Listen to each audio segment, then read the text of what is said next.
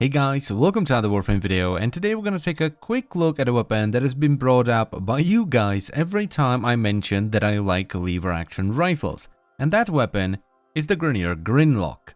Now first things first, if you want to get your hands on this weapon, you will first have to research it in the Grenier or the chem lab of your dojo. And the research requirements aren't too bad. The wiki is unfortunately a little bit broken at the moment, so it's not displaying it properly, but it's just a couple of detonite ampules, some polymer bundles, a little bit of ferrite, and few alloy plates. And the same pretty much goes for the crafting requirements. It's 30,000 credits, 2 detonite injectors, 5,000 polymer bundles, 5,000 ferrite, and 1 Forma. Now the Grinlok requires you to be at least mastery rank 7 to use it, and it does 187 damage per shot, 93.5 of which is impact, 74.8 is slash, and 18.7 is puncture. It fires up to 1.67 rounds per second with pinpoint perfect accuracy. It comes with 9 rounds in the magazine, 540 rounds in total, and 1.7 second reload. It also has very solid 35% status chance and above average 2.5 times crit multiplier and only 15% crit chance, though this is not that big of a deal because you can equip the unique deadly sequence mod. This is basically point strike on steroids. It gives you 200% crit chance and the sequence effect, which once you gather enough affinity will explode, dealing 1000 radiation damage to all enemies around you, proc radiation, restore 25% of your maximum shields, and temporarily increase your shields based on your Warframe's base shields. And finally, since this is a proper lever action rifle, it even has it in the description, it uses a semi-automatic trigger mechanism. Now my Forma is a little bit messed up because I originally wanted to go for a different build, but then switch into this one, and I also have it set up for my Riven, so if I didn't have a Riven, it would just be a 2 Forma build where you would add a V for split chamber and a dash for fang fusillade. Okay, you don't need the other 2 polarities. And now the mods I would run would be Serration for damage, Split Chamber for multi-shot, Point Strike for crit chance, Vital Sense for crit damage, and then Fanged Fusillade. Now what this will do is first of all give you a ton of slash damage, of course, so the weapon will do more damage per shot, but it will also tip the weapon pretty heavily towards slash because you would now have far more slash than puncture and impact, so you would be more likely to proc slash, which is what I wanted. Then of course I'm using the deadly sequence augment, which as I've said already is basically point strike on crack, and it also gives you the sequence effect, which is really nice. And to top it all off, I'm using rhyme rounds with malignant force, which combines into viral and almost caps your status. Now while the setup is pretty damn good and it will take care of everything you put in front of it, especially if you're just fuffing around the star chart, it does become somewhat unreliable versus very high levels because you have sort of 2 levels of RNG here.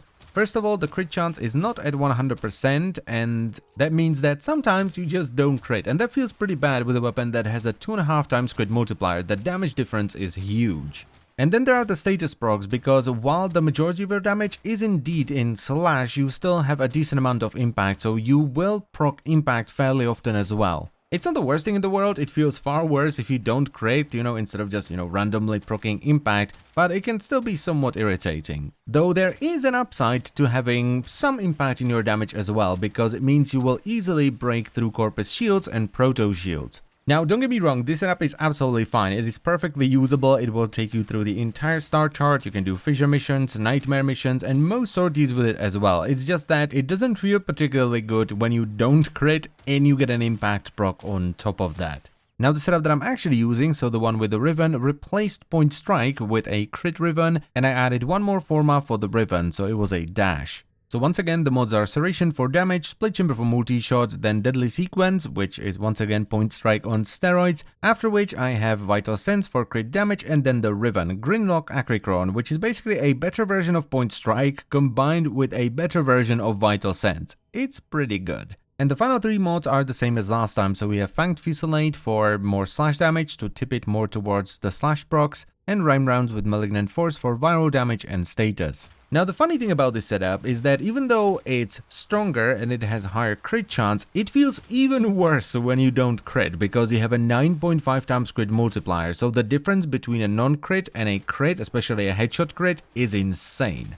But oh my god, when the stars align, which they do fairly often because this does have higher crit chance and it has almost 100% status, the damage is crazy. When you get that crit headshot and you leave behind the slash proc, not only do you do an insane amount of damage with the hit itself, the slash proc will tick for like 6,000-7,000. And if you manage to get a viral proc on top of that, it doesn't matter if the enemy is level 100 or 200. You can just leave them alone. They're dead.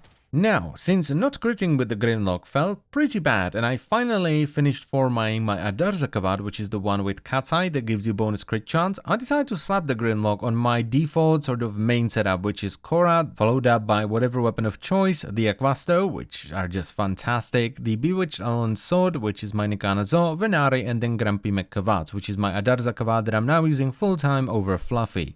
And I am so glad that I did this, because this is probably my new favorite loadout. Not only are you getting the bonus crit chance, so you're actually orange critting, which is insane with the 9.5 times crit multiplier, but both my kitties are also set up to strip away armor, which just amplifies the damage even further. This weapon is just awesome, even despite, you know, the irritation you get when you don't crit and stuff like that. I just love it, and I can't believe that I've been hoping for literally years now for DE to add a proper lever action rifle while the Grinlok was there all along. I should have listened to you guys and just tried the Grinlok right away, because as I've said in the beginning, you kept telling me over and over and over again to try it, and I was always like, yeah, I will, eventually, you know, I will get to it, don't worry, don't worry. But now I see that I really should have checked it out much earlier than I actually did, but still, thank you guys, because this weapon is my jam. I already put it in my sort of small selection of weapons that I run with my Korra belt to just have fun in the game when I'm not working. And that's pretty much it, so I thank you very much for watching. As always guys, I hope you've enjoyed the video, and I will see you next time. Bye bye.